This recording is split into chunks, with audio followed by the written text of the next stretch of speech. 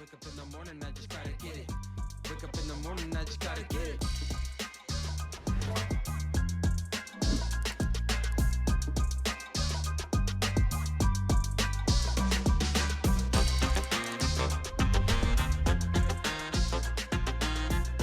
All right, welcome everyone to the Schoology Learning Podcast. Thanks for joining us. This is the podcast where we talk about some things we're hearing out in the world about education, as well as some tips and tricks about our favorite platform, which is, of course, Schoology. My name is Kellie Eady, and I'm joined by my colleague, Ericka Waterman.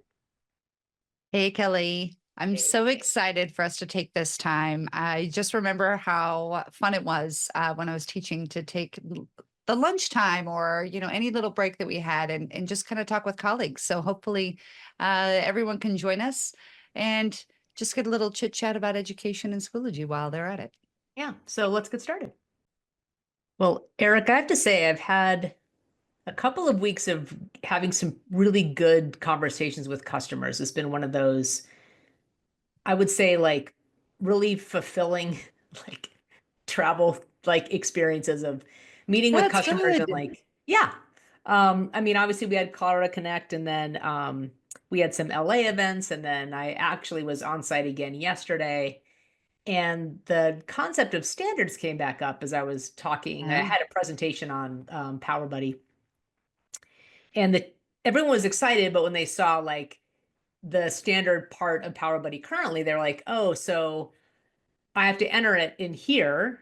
So I have to copy and paste into here. Is there any way that, if we have it aligned at the assignment level, would Power Buddy already know that that's the contextual standard? But it kind of led into this larger conversation around how are we actually really using standards and where does that fit? And it ended up being exactly what you would expect. This is a large district. And each school, each high school, you know where I'm going with this. I Was do. approaching this totally differently. And it's not like a systemic approach at a district level. So we're back to the standards aren't really standardized. It's the most standard thing we have.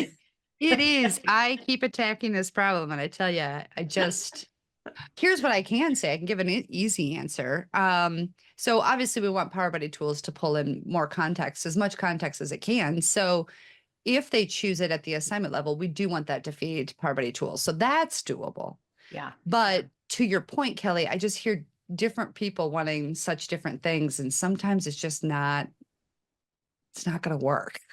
For example, somebody was like, could you have it so that you're in a Power Buddy tool, it's pulled in the standard, but your description describes something that's not appropriate for the standard, that Power Buddy comes back and tells you that you either need to pick a different standard or change your description of what you want. And I'm like, oh, I think then I don't want to become the overlord here.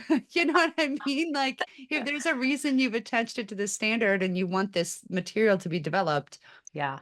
I don't think the AI should be overwriting what you want.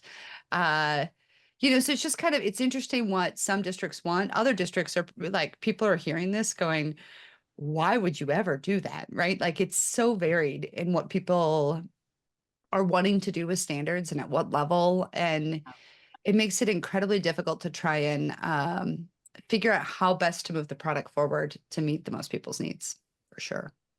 It reminds me of a conversation, actually. Do you ever, I don't know if you read this before, adaptive leadership, the practice of adaptive, does that ring a bell to you? I don't think, no. It was something we did as a book study around our equity work, actually. But it's from Harvard Business School, and it's Heifetz and Linsky. It's a great resource, but they had this whole thing about major changes tend to have two dimensions. One is a technical challenge, where you have to figure out how to get the technical side of it to work. Then there's this adaptive challenge where now we want people to actually embrace the change and grow into it. And a lot of times it's heavily one or the other. And I feel like when we talk about standards, we're fighting this on two levels, because That's getting such a the good point. technical part right has its own set of challenges because of things like everyone doing something differently. Then there's the other side of this being a major pedagogical change that we have to get people bought in for. But I will say that Tony Campbell, one of our customers, presented on this at Edge, and he made this comment that sometimes, though, when you have the right system, it helps facilitate second order change. And yeah, So, yeah. So and I feel that's like kind the of work we're my doing is hope. good. Yeah. Yeah, like let's try and remove that the technology hurdle as much as possible in order Right. to help the pedagogical change. And I am so fortunate that I'm not alone in this effort to try and make the technology better. So we invited Kristen Morton to come join us. She's a product manager with our classroom suite, heavily focused on our unified standards management tool, which we're very grateful for, by the way, Kristen, a hero in my eyes. And so she, I know you've had to deal a lot with getting into these standards discussions, and not only from a technical side, but also from how it's being used in districts. Absolutely. Yeah. Thanks for having me, Ericka and Kellie. Yeah, I had the privilege a couple years ago of being part of a Mastery customer advisory board, and we talked a lot about both those technical challenges and adaptive challenges. Kellie, you just added something to my reading list. I'll have to take a look at that. But yeah, I remember a lot of these districts talking about the challenge of, not only training their teachers in more mastery-based or standards-based grading and getting the teacher buy-in, but then also the parent buy-in. And a lot of these districts that did see success, they started with cohorts, in kindergarten, and then they would, so the kindergarten parents would get used to the system, and then they'd go up to first grade, and it would still be those same parents used to the system. They weren't trying to change things dramatically for everyone all at once. But yeah, with parents, you run into that challenge of the reporting element, and how do you communicate, when your student is being taught, let's say 1,000 standards in the course of a school year, how on earth do you communicate their progress on all of those standards to parents in a coherent, comprehensible way? Well, I'm sure there's just something out there that says every school district will teach these standards, right? And these are all going to be the same priority ones for everybody. And Right? hey, parents, Exactly. just get used to it. This is And what the happens. pacing is the same, and it never changes. Yeah. And yeah, that's wake up, Ericka, you're dreaming here. I do remember when Common Core came out, and everybody kind of, when you were in the education world and in the thick of it, we were all like, this is nuts. What are they even trying to do? Like, there's no way to make this make sense. But stepping out into more the technology side, I would love for that to have succeeded, and for us to have this, like, everybody's using the same set, but instead it wasn't reality. And so now we have to deal with the fact that you do have thousands of standards. And Kristen, I just feel like standards change all the time. Like it's so, like, every year states come out with new ones, they change ones, they update, they edit, like things just get shifted all the time with standards. Have you noticed that as well? Absolutely. Yeah. I mean, you see like these big shifts around things like the Common Core, where you have adoption of the Common Core and then you have rollback of the Common Core. And some states just wanted to do slight modifications to the Common Core. And of course, too, the Common Core was only ELA and math. Science and social studies are different ball games. Social studies, especially, every state is completely unique because they have their own state histories and state priorities that they want to focus on. But yeah, in addition to the core 4, you also have your standards for English learner development that, change periodically, and your art standards. CTE is another big body of standards that's coming out, though I will say with CTE, the changes have been more rapid. In your information technology CTE cluster, you have new courses on AI just coming out like year after year. Oh, yeah. Security. So those are being updated and added, but also new standards for students with disabilities and for early learners. Those are also being published and customized and changing. So yeah, nothing. And there's so standard much the good same. with that. Yeah, there's so much good with adding standards, I think.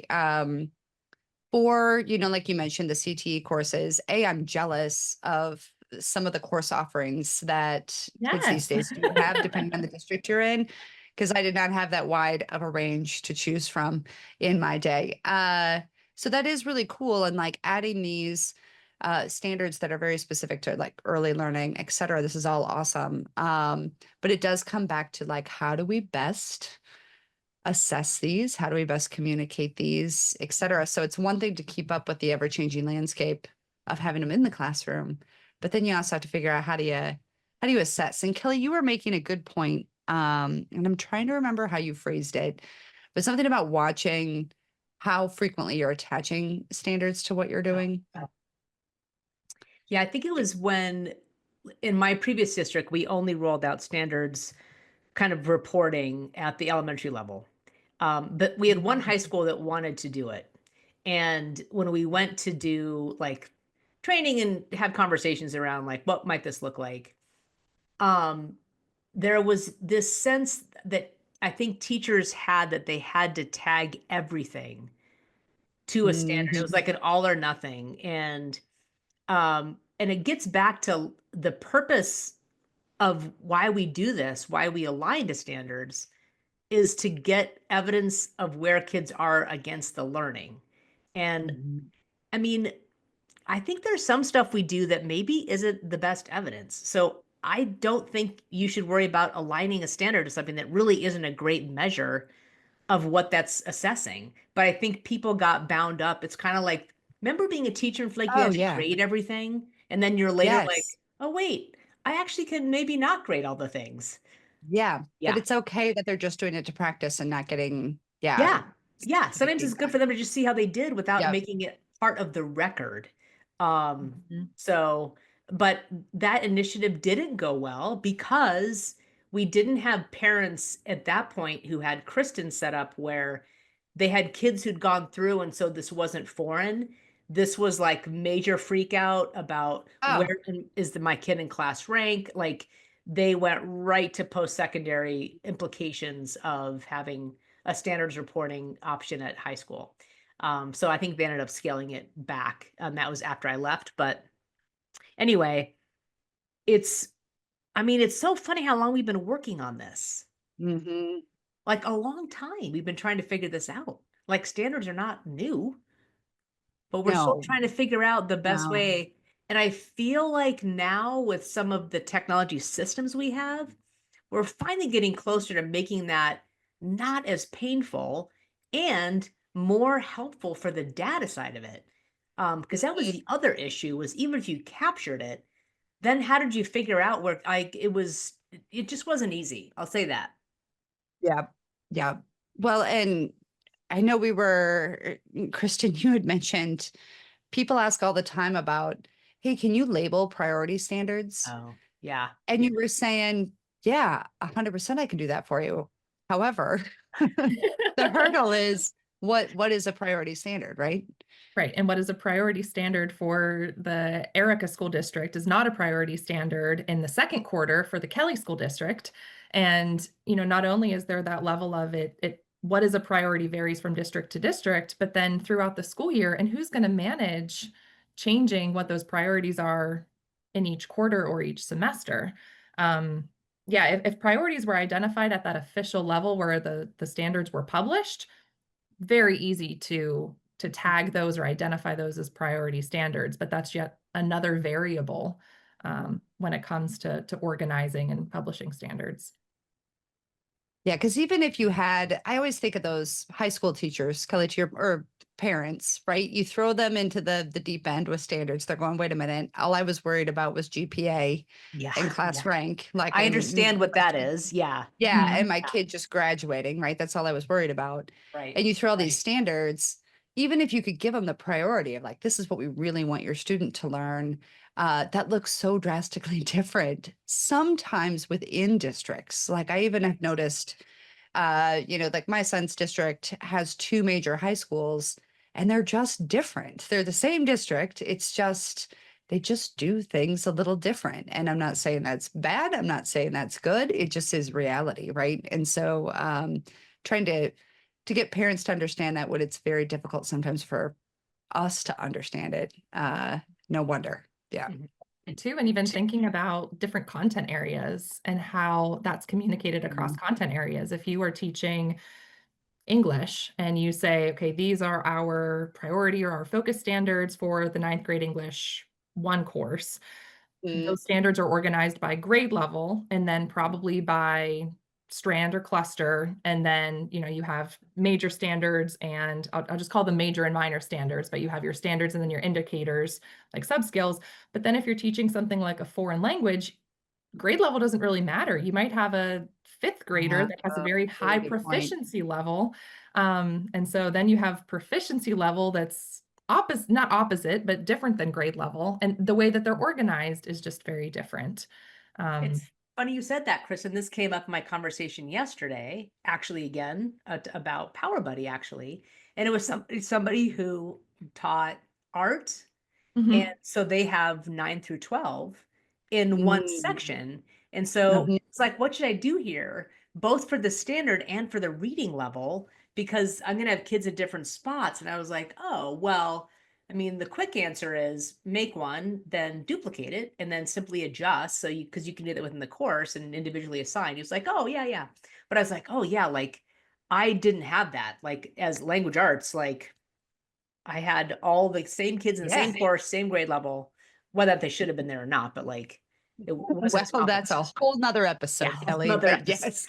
I think too, though, the challenge with AI is, it kind of depends on what the AI has been trained on. And if the AI is strictly using the official data source and say the official data source just has an arts like level 1, level 2, level 3 proficiency level, and then some high school teacher out there took that and they duplicated those standards for 9th grade, 10th grade, 11th grade, and 12th grade, but it was, on the World Wide Web and an LLM was trained on that, that LLM may think that those are standards and hallucinate that when providing recommended standards to a teacher. And there may not actually be 10th grade specific arts standards for that given state. So yeah, even more challenges. Yeah. I feel like that's all we've done. Is that bad? We've only talked about like all the challenges. I feel like we're telling people like, this is insurmountable and we can't get past it. When I think the three of us are on the same page that we do want this to work, right?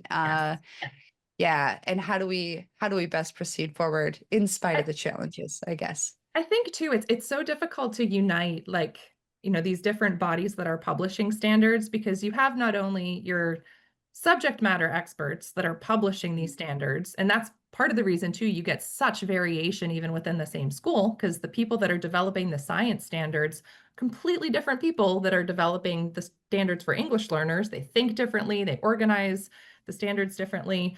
But I think there's an opportunity with AI to unify those standards across content areas and across states, and to make it easier to recommend, not necessarily, maybe to recommend standards when you're trying to assess student performance on something.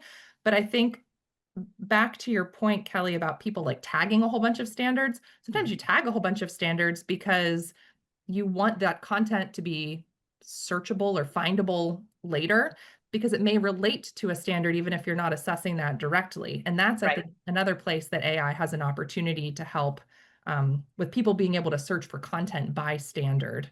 Right. Yeah. Well, no, that's a good call. And I hadn't thought about the math people develop math standards a little bit differently than English people, than science, than CTE, than, they all just have their different variation of a breakdown. But you're so right with that now that I think back through standards. But I liked your proposal there. How do we use some of the things that may have provided us with speed bumps before? How do we clear the path using the technology in a different way? Well, I know we're going to talk in another episode around some of the things we're doing with that, but I do want to say that what we do have now, I appreciate in what it does tell us. So one thing I like for curriculum instruction, I love that it shows you, even if you're just using lesson planner, what you've covered, just your own visibility into, did I hit everything I was supposed to hit? And then for Performance Matters, obviously you've got like basically assessment blueprints, right? Where you can see coverage. Oh, it's amazing. Which unfortunately we never had in course assessments, which would have been a great thing to add there, but it's in Performance Matters. And then in Schoology, and like Legacy Mastery, it would show you the number of times, same thing as does in Performance Matters, that you've actually recorded something against that standard.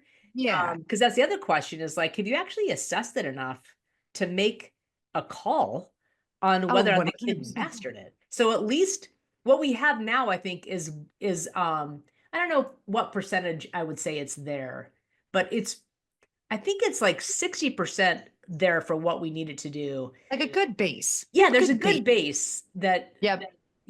that now that we have different tools and other ways of thinking about it, I think we're going to get over some of these challenges. Yeah. That, Kellie, it's always nice to talk with you and be reminded, because you also bring back the customer stories of like, we are doing great things and like the product does do some really great things in and of itself. Because you know me, I'm always looking for like, but now what? Now how can we get it to do the next thing? So Well, now that's good reminder Kristen's of that. job. So Yeah. We're working on it.